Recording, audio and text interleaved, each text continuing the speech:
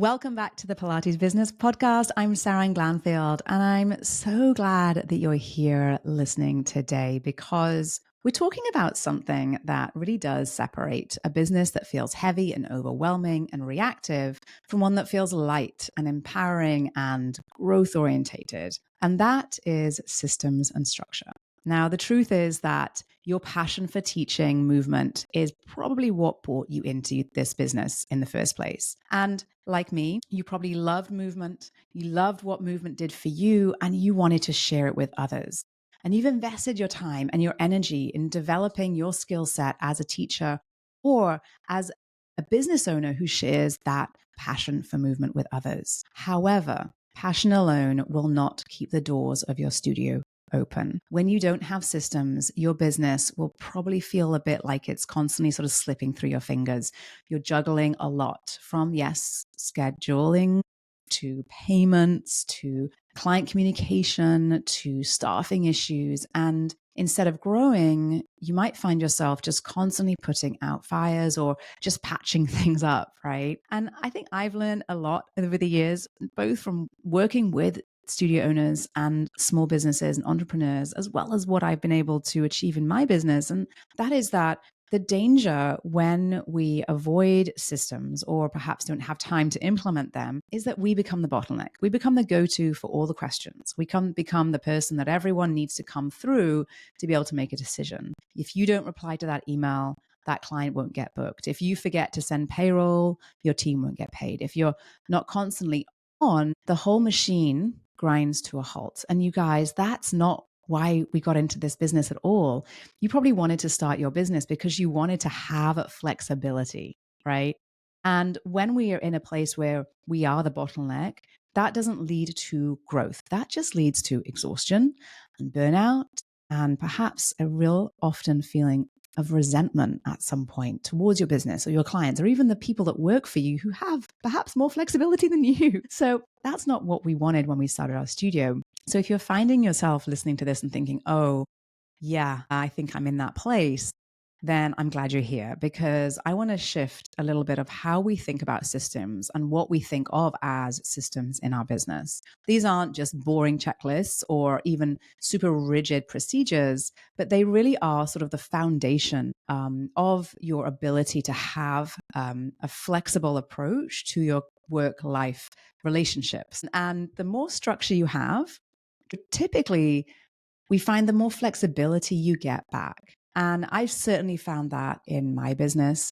And I've observed that with the studio owners that I've been working with for many, many years. When we aren't sticking to the plan, when we aren't building processes in our business, then we do find that over time it builds and builds and builds to a point where, you as the business owner are slammed and you're watching other people leave the studio and smile happily as they skip off down the street while you're the one still with hours left of work to do, right? And that's not a business that is going to support you long-term or sustain you or fulfill you long-term either. But what I want you to know is that it is possible to create and design and build a business that does support you, that is fulfilling, that does give you that flexibility, and it's not one that drains you. Now, most studios start out with that enthusiasm, right? You don't start a business and think, right, the first thing I'm going to do is write my operations manual, right? The first thing you do is probably think about your teaching, your clients, the experience, right? And that is so incredibly important. And it works, right? You know your clients, you know your teachers, you know the schedule, you're right there in the mix. And this is it's so important to be in your business. But as your business grows and as your business evolves and as we know what works in our business from being there hands-on, then what we find is that there are some limits that often get hit by either with your time or your energy. And that's when the cracks really start to show. That's when perhaps it might get as bad as a team member forgetting to sub a class or clients slipping away because no one followed up with them, or perhaps there were some missed payments. Every kind of mistake perhaps eats away at your time. You find yourself putting out even more fires. Perhaps it impacts your energy too and your desire to want to continue as a business owner, and maybe even your reputation amongst your clients as well. Now, one of the things that I think I want to make sure that I share with you today about how you can think about structure is that this is not about control.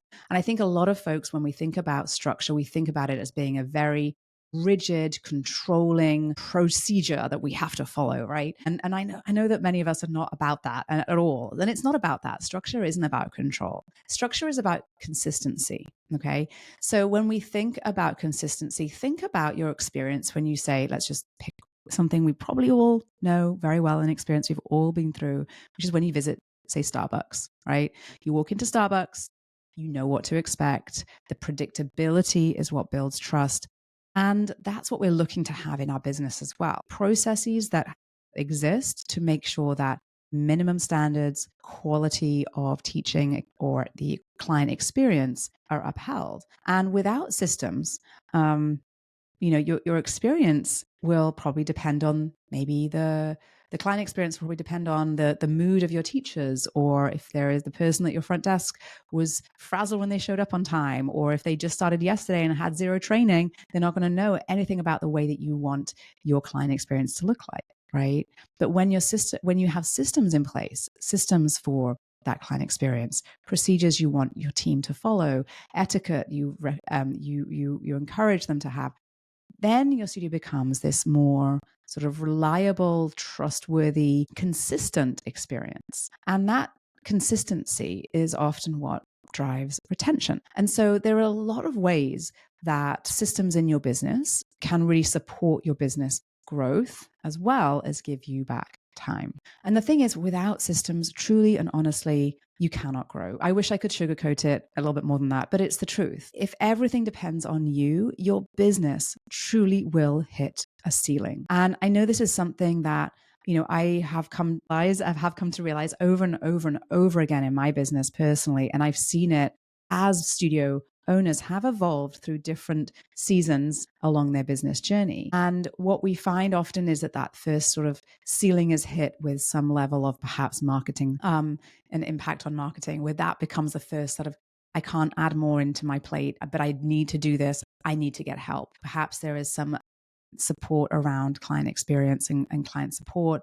And obviously the teaching as well. Without systems for finding and recruiting people, without systems for onboarding and training your team, and without systems for consistently perhaps engaging with your team, it tends to not work out so well either, because you're again going to be the one to answer all the questions and be the one to follow up and check in and make sure. And you end up being like this micromanager. And that, oh my gosh, you guys, is so draining, right? But imagine if a new client came into the studio and you didn't have to think about what they do next, because you know that your systems and your team is going to make sure that that client gets a warm welcome into the studio, that they're going to get a reminder before their first class, that they're going to get a follow-up after their session.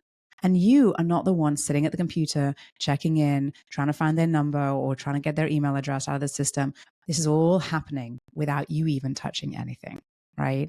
And so you see that when you add up all of that time, and you add up all of the new clients that you might want in your business, and you add up the minutes and the hours and even the days that you might be gaining back from implementing systems, it is so impactful. So it's not about necessarily this strict, rigid protocol, or about taking away the personal touch. And automations can be very powerful when they're done right. They can also be not so great when they're not done right, for sure. So there is a right way to use automations in your business. But when you do, and you do them well, they do create space for you, okay, to build those relationships with your clients and create space for you in terms of giving you back time, right? And so there is a win-win here, you guys. And it does often require a little bit of investment up front. Typically, when you're developing a system, you're building a system out, it certainly does ask you to take some time to think through what you want that experience to look like, what you want that process to look like, what you need to be able to make that an efficient system. Once you have that in place, though, then you find that you're able to scale. Now, when your business feels chaotic, it often is not just about late payments or messy schedules. It's also that mental weight that I've touched on a little bit already. So, you're lying in bed at night and you wake up remembering that thing you forgot to do. We've all been there, right? But if this is happening a lot, and it is impacting your being outside of the studio as well, then you're likely not showing up in your studio space as your best self. Perhaps you're teaching the class and you're secretly thinking, oh my goodness, I've got so much to do. I need to get this over with to move on to the next thing. And you're constantly in this sort of on this sort of hamster wheel. And that's exhausting, right? And what we find is that when we have systems in place, right, and processes in place, it reduces a lot of the decision fatigue, right? So when there's a structure in place, you're not wondering, oh my gosh, did I remember to do that? Did I remember to ask that person about that? I need to check up on that? Or 2 weeks later, you're thinking, oh no, I totally forgot that. This is done for you because you have a system in place. And that mental clarity truly doesn't just help your business, doesn't just give you a little bit more inspiration and creativity when it comes to your business and how you show up in your business, but it also helps you show up as a better leader for your team, probably a better teacher for your clients, and probably, possibly, a better human all around. Systems are, when we are sort of avoiding investing in systems, there is this trade-off that does truly happen. And while we might not want to acknowledge it or even admit it at times, it is there. And so we want to make sure that we're choosing, and you do choose, to have some structure in place in your business to support you in the way that your business deserves to support you. Okay. Now, systems are also a leadership tool. So I just mentioned that having a systems makes you a better leader, and systems are a tool to help you to develop a great team. Now, what we know about management and team management is that your team probably wants clarity. They want to know what's expected of them. They want to know how to handle late cancellation. They want to know how to interact with a client that wants a refund. What should they say? And if you haven't trained them, told them, or shared with them these processes or these boundaries, even in some cases, then they're either going to go on a whim and tell whatever they think, or they're going to come to you and they're going to ask you, they're going to text you, they're going to call you, they're going to put it on hold until they can find you. And this can impact your business in so many different ways. And so without that clarity, and those processes are the clarity, then you often create a little bit of frustration for your team. And they don't have often quite the buy-in that I know so many of you as studio owners want.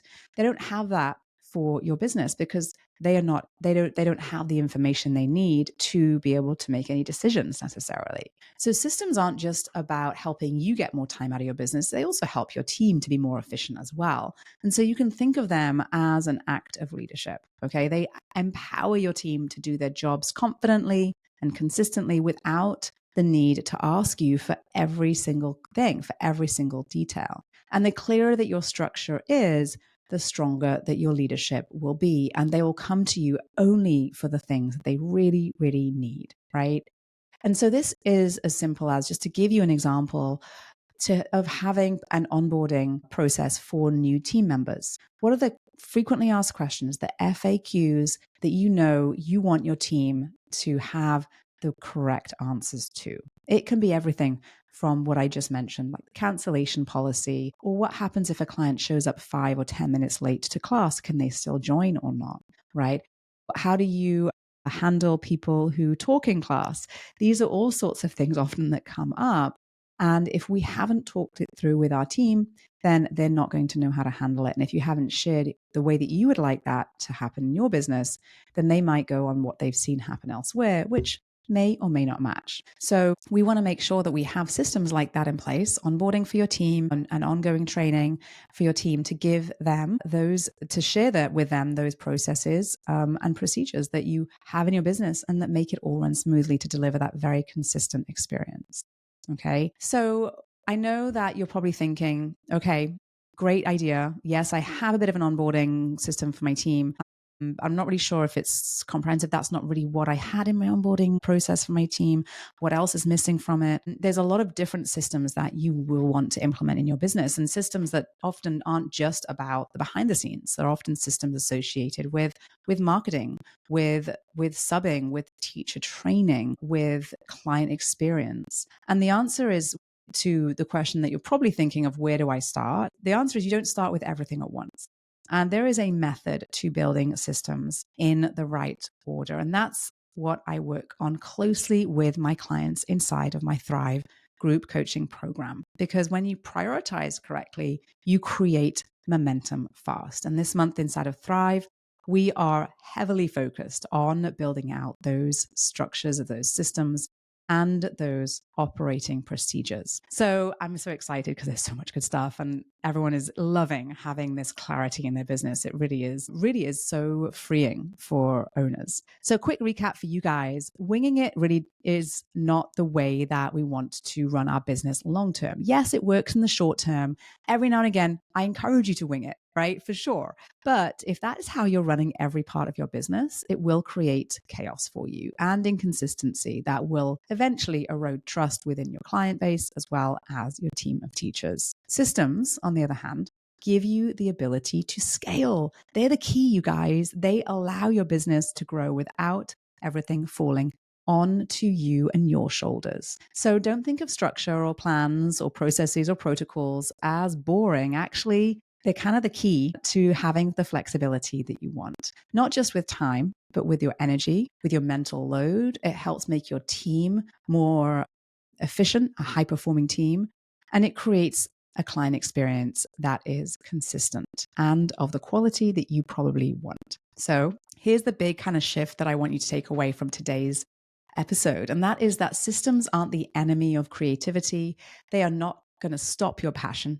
They're actually, I would call sort of the safety net of your business. They give you a space, white space often, that we are missing to really thrive in the parts of the business that you want to dedicate more time to or more energy to or more mental capacity to. And if you're listening to this right now and you're thinking, yes, I am so over feeling like my business is in complete chaos, but I don't know where to start, then know that that's exactly why I created Thrive, my group coaching program. Inside, I walk you step by step through the building of the kinds of systems and structures that make your studio not just successful, but sustainable. We have templates upon templates and guidance and plans inside, and you can learn more at spring3.com/thrive, because at the end of the day, truly, your studio should feel fulfilling to you in every single way. And that includes giving you the flexibility that you want to enjoy